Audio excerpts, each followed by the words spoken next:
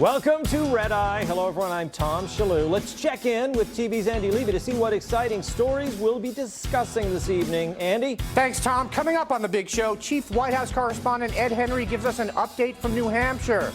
This is going to be a shock for him because our booker told him this was for the Kelly file. Oh. Plus, a college burlesque society is forced to change their rules to increase diversity. A modest proposal. Change your rules to do something more interesting than a burlesque show. And finally, former Secretary of State Madeleine Albright says there's a special place in hell for women who don't support Hillary. Good news, Tom. You're going to have plenty of female company. Back to you, Lucifer. Thank you, Andy. Let's welcome our guests. The star reporter to the stars, entertainment and lifestyle expert Jill Dobson. Never hit a man with glasses, but feel free to hit on the woman with glasses, reporter for the National Review and Fox News contributor Katherine Timpf. He needs a new headshot. His last photo was a blurry image of him running through the woods. Giant comedian Ben Kissel. And she's hot, married a snowboarder, starred on MTV, and hosts an irreverent show. Typical boring Republican. Sitting right next to me is host of Kennedy on the Fox Business Network. Kennedy. Okay, let's start the show.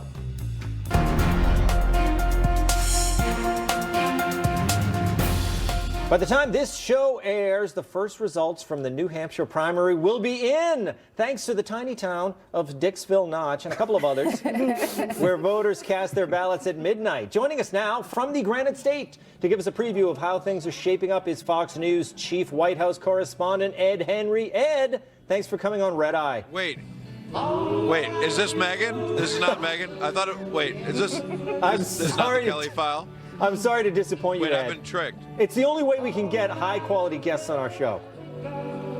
Sounds like a lot's going on there. Excited. I want to ask you, Ed, about the current supposed shakeup in the Hillary Clinton campaign. Is it happening? Is it not? They're denying it. What's going on?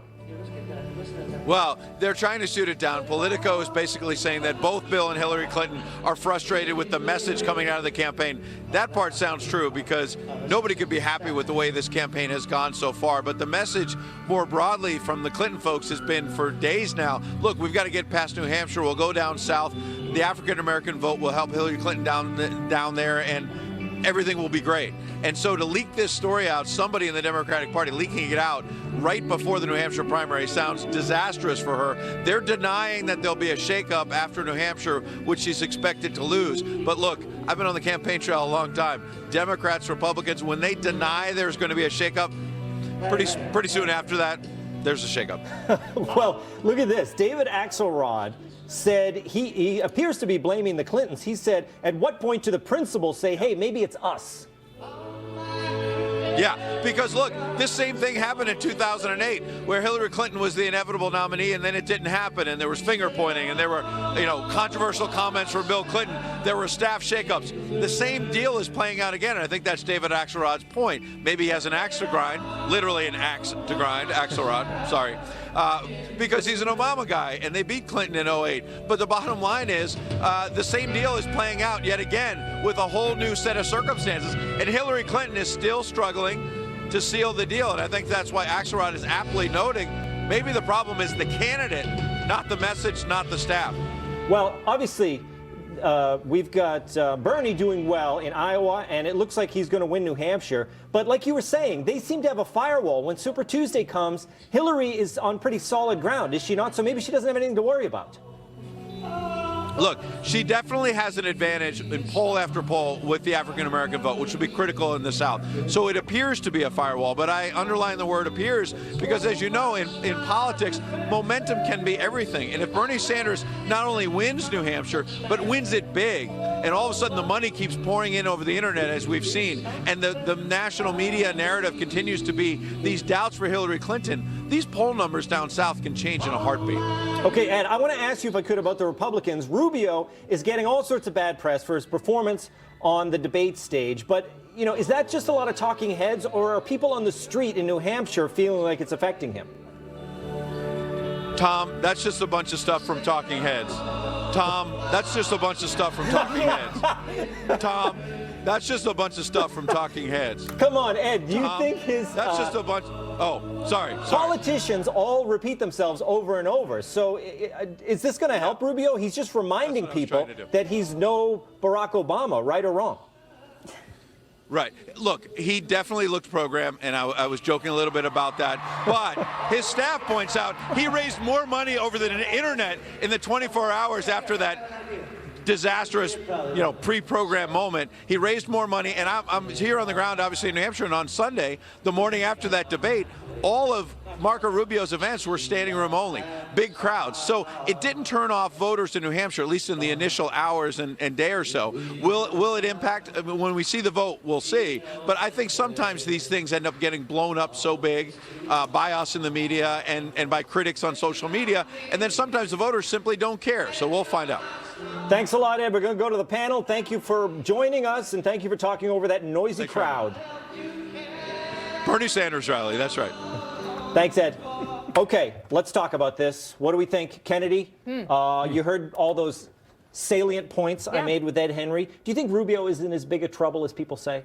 It's interesting because I was in New Hampshire this weekend and I heard two vastly different things on Sunday. From establishment Republicans, you heard, hey, but you know what? Rubio had a great second half of the debate. And if people still tuned in for that, they would have actually seen a pretty good performance. And if they didn't see the Chris Christie exchange, he's fine. And then you had pretty much everyone else in the world saying Rubio may have been mortally wounded by that because Christie pinned him down and he didn't seem to have an answer for it. And I think that is the most critical line of attack against him, which is he's not ready. He's lightweight. He's the boy in the bubble. Yeah. And Christie went for it and drew blood. Yes, interesting, right? Okay, Ben, I don't know. Yeah. He's getting hammered for saying the same thing over and over, but I feel like the audience appreciated what he was saying. Let's look at that clip. And let's dispel once and for all with this fiction that Barack Obama doesn't know what he's doing. He knows exactly what he's doing. Barack Obama is undertaking a systematic effort to change this country, to make America more like the rest of the world. Let's dispel with this fiction that Barack Obama doesn't know what he's doing. He knows exactly what he's doing. He is trying to change this country. He wants America to become more like the rest of the world.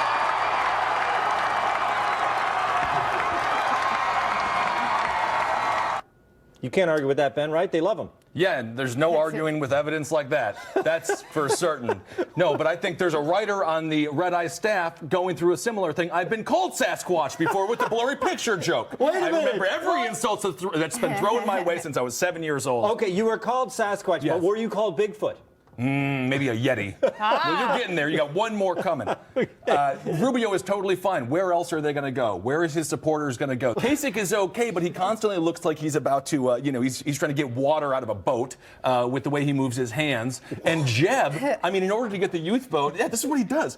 Jeb is trying to get the youth vote by bringing out his 90-year-old mother, which is terrible. It's elder abuse. Jeb Bush is acting like Ben Stiller's character from Happy Gilmore, who worked at the retirement. Warm glass of shut the hell up. That's right. And Barbara Bush is just like, let me out of here. She doesn't want to be campaigning for Jeb. So Rubio is fine because the other people that he's competing against are terrible. I don't know, Kat. I think young people love Jeb Bush. He's a breath of fresh something, isn't he? I think he's so cute in the way that, like, if you see a puppy with 3 legs and you're like, nah, you're not gonna run faster than the other puppies. But I thought I thought Rubio looked like an idiot, actually. What? Because he was repeating, all politicians use talking points. Yes. But it's points. Hey, he Chris should have Christie, had at least 2 points. How many times does Christie say, I was a prosecutor, I was a prosecutor? Well, you know what? But he's big, and I don't know why that matters, but I'm positive that it does.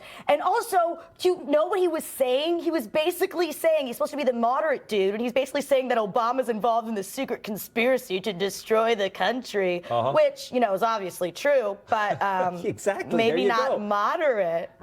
Look, Jill, give me your take on that debate. I think it's all about messaging. The media turns people into superstars. They made Rubio a superstar because he came in third, and then they want to pull him down. It's true. It's true. Ever since JFK, right? If you look good on camera, you end up winning your debates. I think I'm very jealous of the people in New Hampshire because they get all this one-on-one time, and it seems like everyone in the state gets to meet the candidates. I've only gotten to meet one candidate, and therefore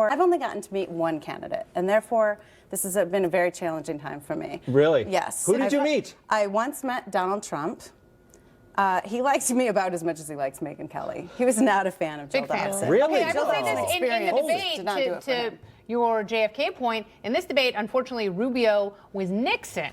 And the thing that I will say about Rubio's talking point is the president's not going to be president much longer. He doesn't really have to run against the president. He can run against Hillary Clinton. He can run against socialism. There are a number of things where he can use that pre-manufactured point over and over and over again to, fill out the larger picture. He didn't do that. He also didn't anticipate Christie, and I think that bad debating skills. Yeah, Not a that's it. master debater, that Rubio. Not a master debater. Okay, next story.